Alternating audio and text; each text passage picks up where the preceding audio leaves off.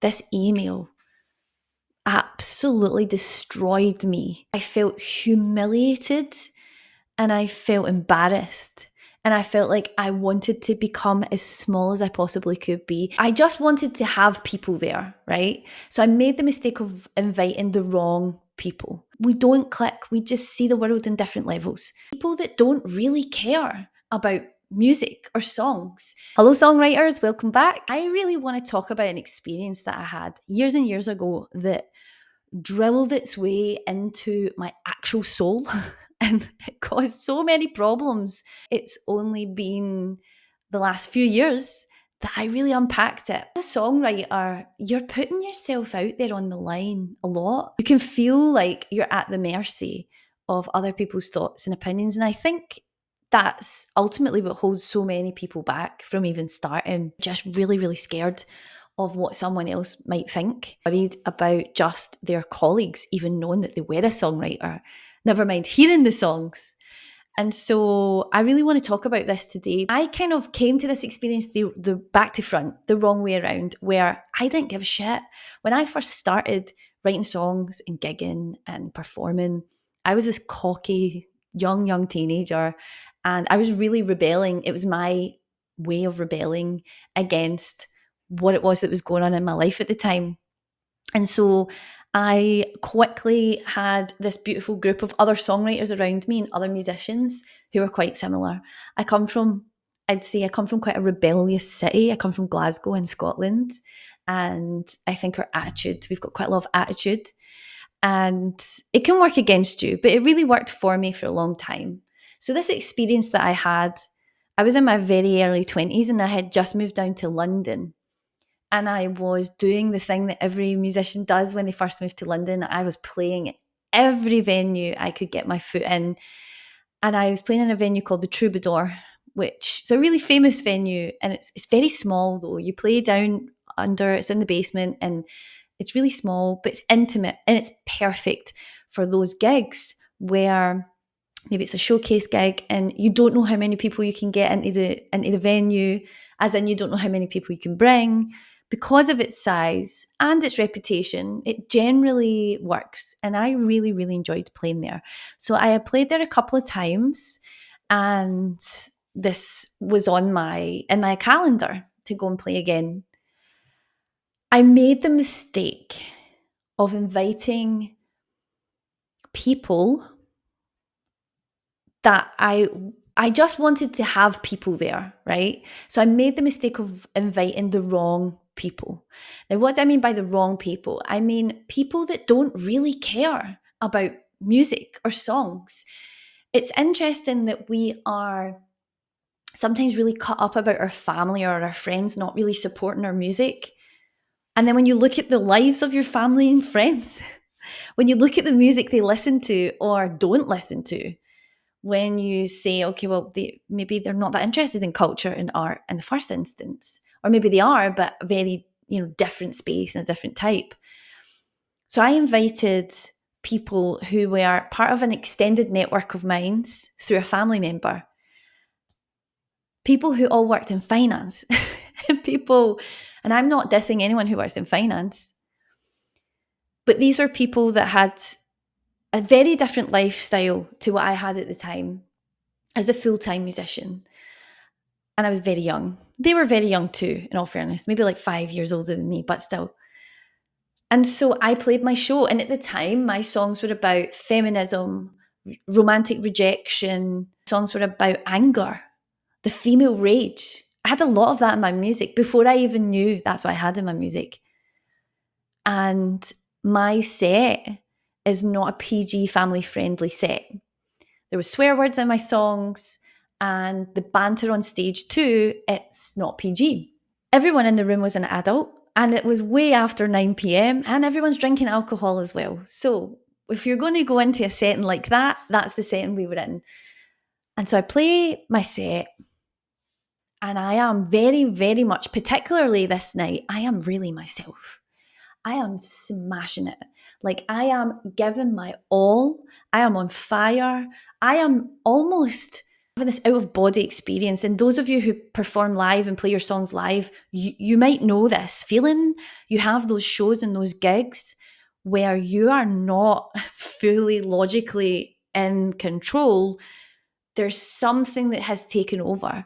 And I don't think I could do those types of shows every single night of the week, but when they come around, they feel really good. It's almost like the runner's high. You might need to run for months, even years. You might never get a runner's high. I feel like it's an equivalent to that, but being on stage. But I was really in that zone. And I play the show and everyone's happy and we're all having drinks afterwards. It's great. And I go home and I am on cloud nine and I just have this moment of being like, oh my God, I think I can really do this.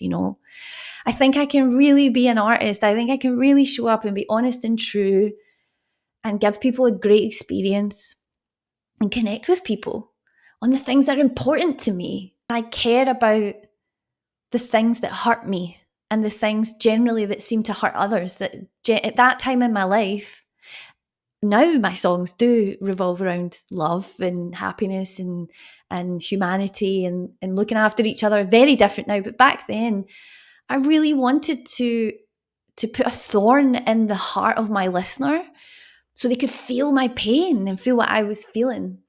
Consensually, obviously, right? That's the beauty of art. And so the next morning I wake up and I'm absolutely knackered. I'm hungover. It's probably like midday. And I check my emails and I have this huge email from one of the friends of the family member that I had invited down, who had invited this. There was a huge crew of them all. But as I mentioned before, just not my audience and not my people, not my pals. We don't click. We just see the world in different levels. This email absolutely destroyed me. This person felt totally compelled to tell me how offended they were at my music, at my banter, how outrageous I was, and how much, like, how dare I say the things I said and show up in that way in public as a woman. At the time, I felt like my confidence was actually akin to a thin layer of ice on the top of a very, very dark, scary, and deep lake. And my confidence was that layer of ice. And it did not take much weight for that ice to break and for me to just get dragged down into the depths of that dark lake and stay there for a long time. And interesting, I'm using this analogy because I actually can't swim in real life. But anyways, there we go. It's probably why it's even more scary. And so you can imagine what that done to my confidence at that moment, and reading that email and having it in black and white and being able to read it over and over and over again, which I did. It's like when you have a cut and you get a scab and it's healing and you just want to pick the scab and you delay the healing process. There's something about us humans that we do this. We can really get in our own way of healing, but also we need to forgive ourselves for that because we are where we are. So then what happened? I didn't write for a while. It really, really affected my view of myself. That email almost got replaced as the lens through which I see the world. And I felt humiliated and I felt embarrassed. And I felt like I wanted to become as small as I possibly could be. And having gone from a space in a state of vastness, a space of like I was the room on that stage. And I think that's why a lot of us songwriters end up being performers and artists too. We feel the draw towards the sharing of our work, but we feel the draw towards expansion. It's not about attention. And I think it can be misconstrued as that sometimes. It's about expansion. And so when your pain makes you feel so small and you can sit on a stage and share that pain and expand, you get an opportunity to help heal, but you also get an opportunity to connect and realize it's not just your pain, that other people feel it too. So when I got that email, I felt like it was just my pain and I wasn't allowed to say those things or speak those things. And it really hurt. And it took such a long time to get over it. Something huge that I found was I had no sense of artistic identity. When I was writing these songs and going on that stage, it was coming from pure emotion. It was coming from that lack of filter.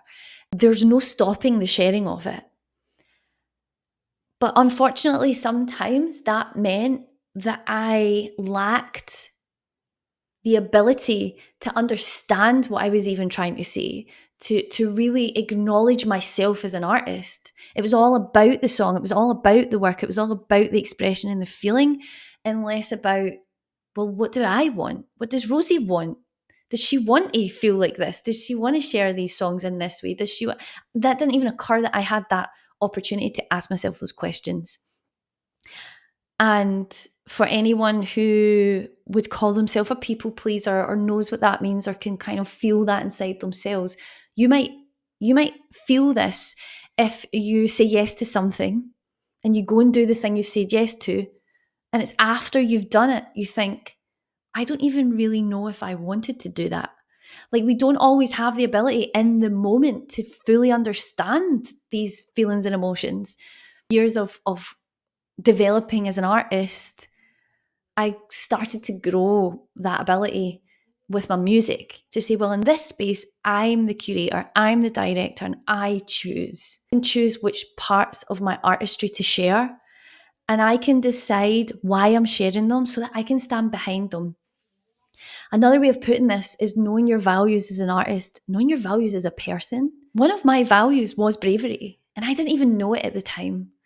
And by not knowing this, it was very hard to stand behind it and be brave. And I crumpled in the moment, and I could have still crumpled. But knowing, well, part of my artistry is bravery, and I want to be brave in the face of others' opinions, in the face of just my own emotions, my own feelings. And now I realise my creativity will annoy and upset people, but that doesn't make it dangerous. That just makes it art and creativity. And I misconstrued those things back then. I also didn't have enough confidence in my artistry to know that it was worthwhile bringing it out to people if they were going to be upset by it. Now, I feel like I need to sort of defend my own art and say it wasn't anything wild.